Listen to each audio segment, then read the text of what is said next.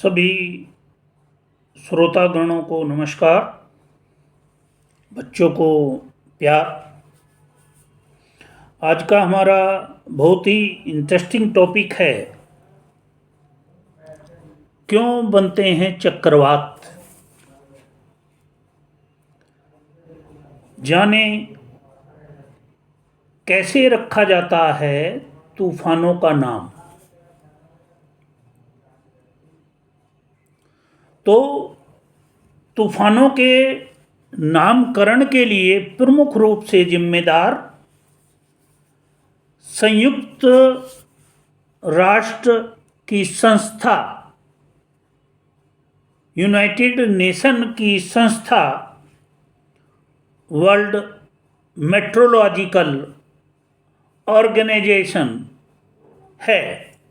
World meteorological organisation है और इस संस्था में कुल 185 देश सम्मिलित हैं, यानी कि इस संस्था से WMO से 185 देश जुड़े हुए हैं। अब आती है साइक्लोन नेम्स हिस्ट्री, यानी चक्रवाती तूफान जिन्हें साइक्लोन भी कहा जाता है, यह प्रकृति के सबसे शक्तिशाली मौसम घटनाओं में से एक हैं।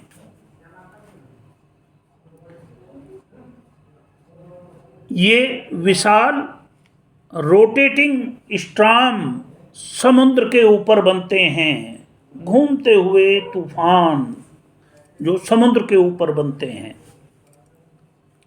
और विनाशकारी हवाओं, भारी बारिश और तूफानी लहरों के साथ आते हैं। अब सवाल आता है, चक्रवात कैसे बनते हैं। गर्म और नम हवा के ऊपर उठने से चक्रवात बनते हैं। गर्म और नम हवा के ऊपर उठने से चक्रवात बनते हैं। जब समुद्र का पानी गर्म होता है तो यह हवा को भी गर्म और नम बनाता है। यह गर्म हवा हल्की होकर ऊपर की ओर उठती है, जिससे आसपास के क्षेत्र में कम वायु दाब का क्षेत्र बन जाता है। ठंडी और घनी हवा इस कम दबाव वाले क्षेत्र में भरने के लिए दौड़ती है। जो कम दबाव का क्षेत्र बन जाता है तो उसकी ओर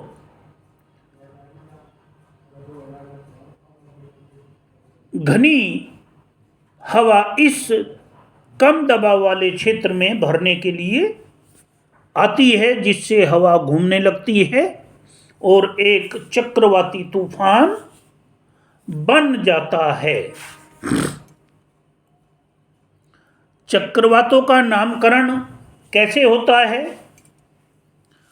तूफानों के नामकरण के लिए प्रमुख रूप से जिम्मेदार संयुक्त राष्ट्र की संस्था वर्ल्ड मेट्रोलॉजिकल ऑर्गेनाइजेशन है, जैसा पहले भी बताया है, और इस संस्था में कुल 185 देश जुड़े हुए हैं। WMO द्वारा चक्रवातों का नामकरण किया जाता है। 5 क्षेत्रीय मौसम विज्ञान केंद्रों में से प्रत्येक जो साइकोलॉजिकल एक्टिविटी के लिए जिम्मेदार हैं, उनकी सूची से नामों का चयन किया जाता है और ये नाम आमतौर पर छोटे, यादगार और जेंडर न्यूट्रल होते हैं। भारत में चक्रवातों का नामकरण। भारतीय मौसम विभाग यानी कि IMD, Indian meteorological department, Bengal की खाड़ी और अरब सागर में बनने वाले चक्रवातों का नामकरण करता है। IMD ने साल 1973 में अपनी पहली नामकरण सूची जारी की थी, जिसमें 84 नाम शामिल थे। 2004 में इस सूची को 140 नामों तक बढ़ा दिया गया था। अब चक्रवातों के नामकरण की प्रक्रिया। IMD एक साल पहले चक्रवाती मौसम के लिए संभावित नामों की सूची तैयार करता है। सूची में पुरुषों और महिलाओं दोनों के नाम शामिल होते हैं, जो 14 भाषाओं में से एक में होते हैं। जब कोई चक्रवाती तूफान बनता है तो IMD उस क्षेत्र के लिए नॉमिनेटेड लिस्ट से एक नाम चुनता है। पहला नाम अरबी सागर में बनने वाले चक्रवात को दिया जाता है और उसके बाद बंगाल की खाड़ी में बनने वाले चक्रवातों को नाम दिया जाता है।